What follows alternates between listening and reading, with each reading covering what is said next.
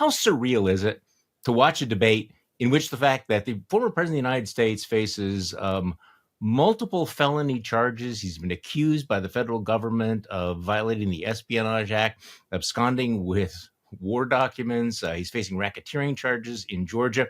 He is facing charges of defrauding the federal government and obstruction. And yet it barely came up during the debate. I'm sorry.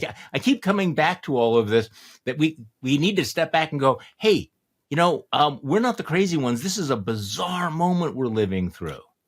Yeah, I just want to say that I don't know how surreal it is, Charlie, because I made a decision Wednesday night. Good decision. That I didn't need to watch the debate. These are irrelevant people. Yeah. If we had a high school debate about, who should be president, the captain of the football team versus the robotics team, I wouldn't go to that debate. And this is about as important and relevant as that.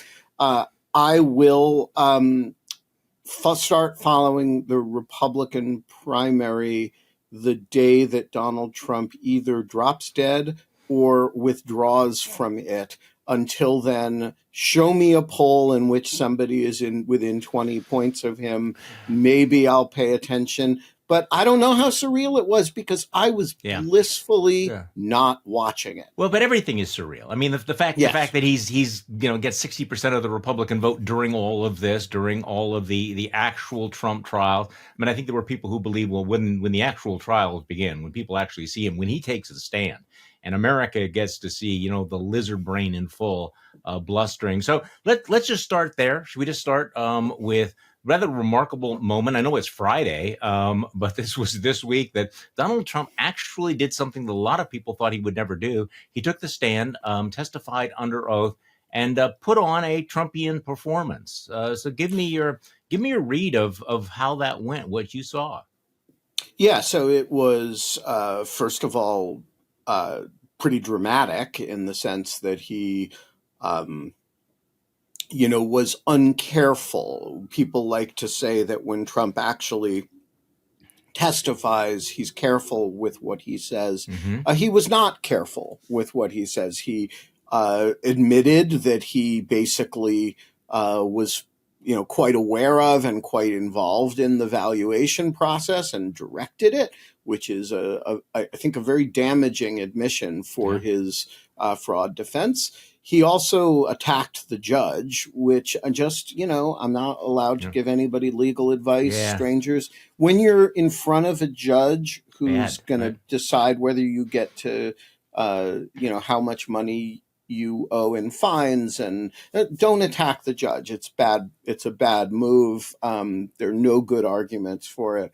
And he's clearly made the judgment insofar as he's strategizing as opposed to emoting that he's already lost this case.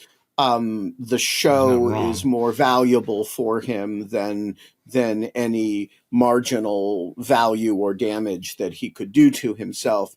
And so I think that's really where we are. It's not he's already lost in the sense that the judge has already found liability. There's just sort of evaluating the scope of it now. He's... But I do think it is a warm-up for some of the criminal cases where... But they will never let him testify in those cases, will they? Well, so first of all, you assume it's up to them, right, as opposed to up to him. And secondly, you assume that the purpose is to avoid liability or conviction, whereas I think Trump's purpose in the criminal cases is to win by winning the election and then making the cases go away. And so I agree that no sane lawyer would ever let him take the stand, but that assumes that this is being run by sane lawyers rather than by Donald Trump himself. And I think he will take the stand if he thinks it is valuable for the show. Okay, I take your point. Let's go back to the New York case, because we had this strange moment where the Judge Arthur Engoron, used the word beseech I beseech you to control Donald Trump. And then, of course, he didn't control Donald Trump. Donald Trump went on and blustered. Maybe the judge thought he would just sort of burn himself out. Give me your read on whether or not the judge handled that correctly. On the one hand, he's probably thinking, if I am too harsh on him, if I hold him to the same standard I'd hold any other human being, I will look bad. He will score political points. I might be more vulnerable on appeal. On the other hand, he kind of let Donald Trump run rampant in that court. He did. So talk to me about that. On the other hand, so I'm quite sympathetic to the judge here. Mm-hmm. I do not think anything in your training as a superior court judge in the city of New York quite prepares you for something like this. And so I don't think it's I don't think it's a question with a right and wrong answer. Yeah. Look, the big problem that Judge Engoron has here is that we all know what he's going to do, which mm-hmm. is he's going to find some massive liability for Trump. He's going to, do something to dispose of his businesses that involves removing them from his control. And you want to do that in a way that and you're doing that with the eyes of the entire world on you and your poor law clerk. And, you want to do it in a way that minimizes the possibility that you're going to be reversed on appeal and have Trump claim a huge victory as a result of it. And so right. The judgment is clearly let's, first of all, be a bit permissive in terms of you don't want to give him the argument that I was unable to make my defense, that I was prohibited from doing X, Y, and Z. So you tolerate a certain amount of antics. Now, by the way, those antics all create a record, which you're going to write an opinion. And, every one of those ignored I beseech yous becomes something, evidence you can use in the record. And it also gives Letitia James a whole lot of arguments on appeal that the court was extremely tolerant. The court allowed Trump to do X, Y, and Z. Persuasive, yeah. And so the only problem with it is that in the very short term, it allows Trump a certain amount of theatrical. He got to put on the show. Before we move on here, clearly in Trump's lizard brain, he knows that he's lost the case. He's putting on the show for the MAGA base or for the appeal, but also knowing Donald Trump and knowing his track record, I wonder whether or not he actually thinks that behaving that way will browbeat and bully the judge.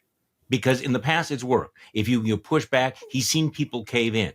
And I wonder, in his calculation, to the sense that the word calculation applies here at all, which it really doesn't, he's actually thinking, when I punch people and I hit them and I insult them, I watch them cave and grovel. Maybe it will work again. It won't, but do you think that's part of his thinking? I don't know. His thinking is really opaque to me, and I like to think about it more as I can't get inside the brain. I can only predict behaviors, kind of like a shark or a lizard, as you would say. All right, I don't know what the shark is experiencing when it's going toward the school of fishes with that menacing expression on its face and absolutely no emotional valence. I can't get inside the shark's head, but I do know what the behavioral result is, right? I know, and that's sort of the way I think about Trump. I don't really purport to understand what he's thinking. I'm not a clinical psychologist. I do think it was very predictable that he would do this. And he did this. Yeah. And I think he'll do it as much as any given judge will let him. The calculations are different in a civil case than they are in a criminal case where he's, both in Florida and in Georgia and in Washington, on supervised release from pretrial detention, which right? is relevant, right? Yes. Yeah, so I think the questions are quite different, and probably the proper way to handle it for a judge may be also quite different. But I do think for a 2-day testimony or whatever it was in a civil case in New York, a certain degree of tolerance makes a lot of sense. I want to ask you about this. I'm going to see if you can see this. You're not going to be able to read it. It's a tweet that went out a little while ago from Elise Stefanik. Okay, Elise Stefanik, who has become the super MAGA congresswoman who replaced Liz Cheney in Republican leadership. She just said, I just filed an official judicial complaint against Judge Arthur Engoron for his inappropriate bias and judicial intemperance in New York's disgraceful lawsuit against President Donald J. Trump and the Trump Organization. Americans are sick and tired of the blatant corruption by radical leftist judges in New York. All New Yorkers must speak out against the dangerous weaponized lawfare against President Trump. Read my full complaint below, and it is a complaint to the New York State Commission on Judicial Conduct, blah, blah, blah, blah, blah. Can I just translate this into English? Before you do, I just want to announce that I have filed a House Ethics Committee complaint against Elise Stefanik for cultural appropriation of the word lawfare. I was thinking you were going to do that. I just want to put that on the record. That complaint has been filed. You can read the whole thing on my fictitious website. Yeah. Well, I'm just going to translate this into English. Elise Stefanik, I just filed an official complaint. No, what it should read is, I really, really want to be Donald Trump's running mate. I really, really want to run for vice president. And it might actually work for her.